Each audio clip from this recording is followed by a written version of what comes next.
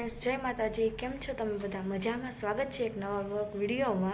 आज सवार में बधुं काम पती गयुं छे। हवे धनतेरस है एटले बधाने हेपी धनतेरस। अने ए रंगोळी करवानी बाकी छे तो आपणे हवे रंगोळी हूँ करी नाखीश हमणां अने पछी थोडुं घणुं नानुं नानुं काम छे ए बधुं करवानुं छे।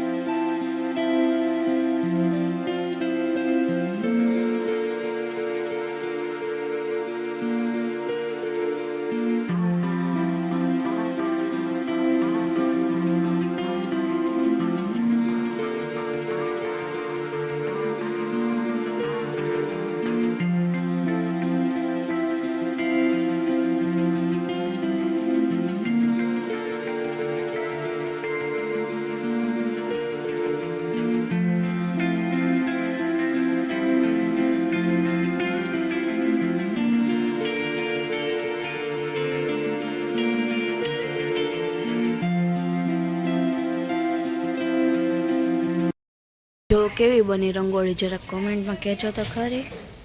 बधाने हेपी धनतेरस।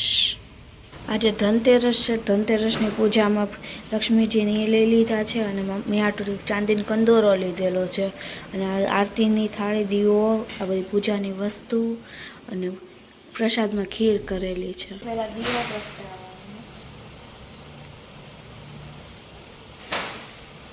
दीवो थई गयो छे। लक्ष्मीजी ने नवरावी दीधी। पहला गंगाजल અને પાણી છે મિક્સ કરીને એનાથી લક્ષ્મીજી નવડાવશો અને પછી સ્વચ્છ પાણીથી નવડાવવાના છે।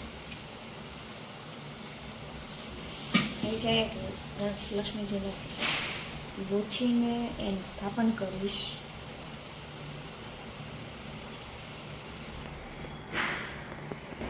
જય લક્ષ્મી।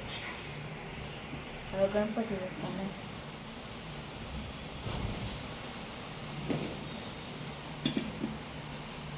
એને લક્ષ્મીજી નવરાવ્યા એમ જ નવરાવવાના છે।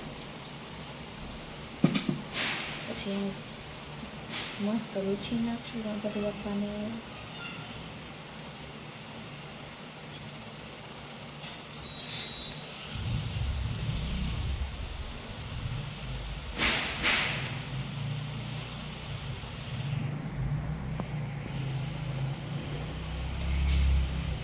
રીધી સીધી માતાને નવરાવવાના છે।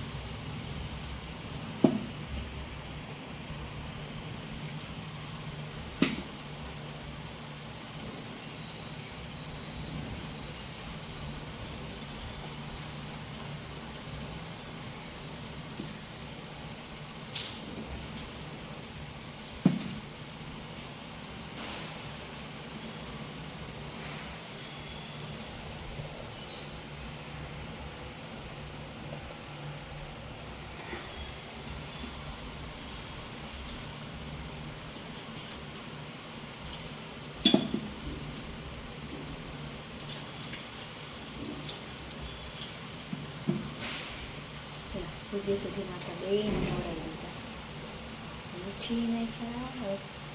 બંનેનું સ્થાપન થઈ ગયું। હવે લક્ષ્મીજીને ચાંદલો કરશું, ગણપતિ બાપાને ચાંદલો કરશું। સૌ પ્રથમ ગણપતિને પૂજન કરવાનું છે। ગણપતિની સાક્ષીમાં આપણે આજે લક્ષ્મી પૂજન કરીએ છીએ।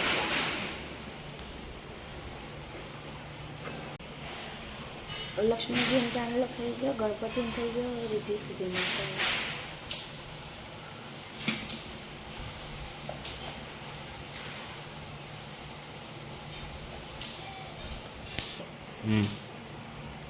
लक्ष्मी जी चोखा चढ़ाई दिए, गणपति जी ने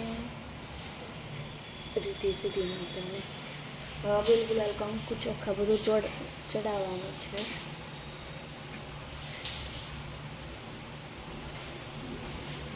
લક્ષ્મીજીને હળદર પ્રિય છે એટલે હળદર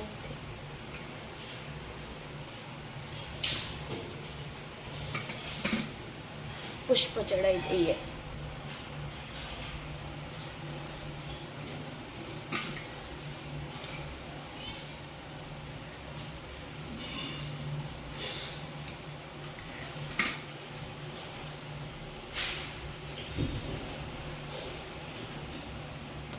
લક્ષ્મીજીની સાથે શ્રીયંત્ર પણ મુકાય છે એટલા માટે શ્રીયંત્ર મૂક્યું. અમારી પાસે છે ખાલી આ રીતે જ છે એટલે શ્રીયંત્રની પૂજા અમે આજે કરીએ છીએ.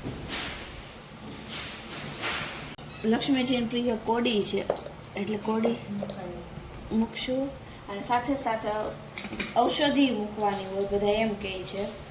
તો ઔષધિમાં મારે તો ખાલી તુલસીના પાન છે અને લવિંગને છે તજની છે લક્ષ્મીજીને ધરવાના છે.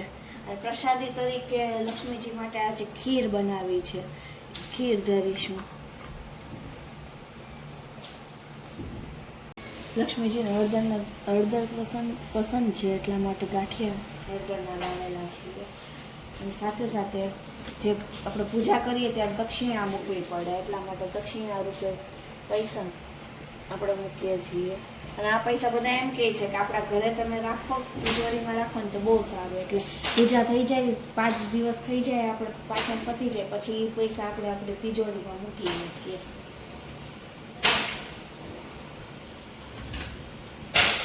કંદોરો છે, કાવ્યનો ચેન છે અને આ એમને છડા લીધેલા છે. એ બધાની પૂજા આરે કરવાની છે. બધાના બે ગુલાલ કંકુ ચોખા બધું ચડાવી દઈએ અને આરે પુષ્પ પણ મૂકી દઈએ.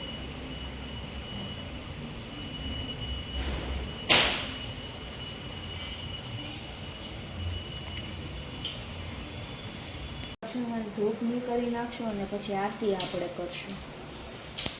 હવે આરતી કરવાની છે આપણે.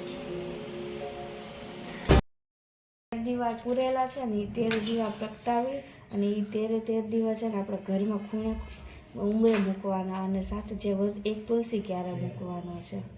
13 દીવા પ્રગટાવાઈ ગયા છે. હવે આને બધા ઘરના ઉંબરે મૂકી દઈશું.